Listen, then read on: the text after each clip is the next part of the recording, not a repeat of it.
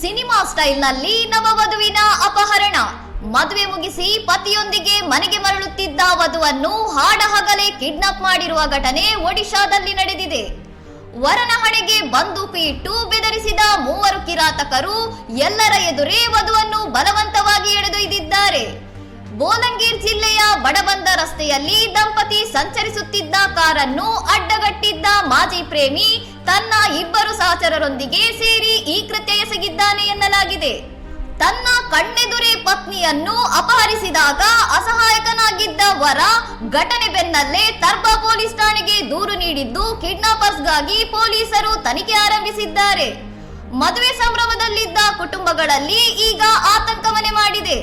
ತಲೆಮರೆಸಿಕೊಂಡಿರುವ ಆರೋಪಿಗಳ ಪತ್ತೆಗಾಗಿ ಮತ್ತು ವಧುವಿನ ರಕ್ಷಣೆಗಾಗಿ ಪೊಲೀಸರು ಬಲೆ ಬೀಸಿದ್ದಾರೆ. ಇನ್ನಷ್ಟು ಸುದ್ದಿಗಳಿಗಾಗಿ ನೋಡ್ತಾ ಇರಿ ಸೌರಂ ಟಿವಿ.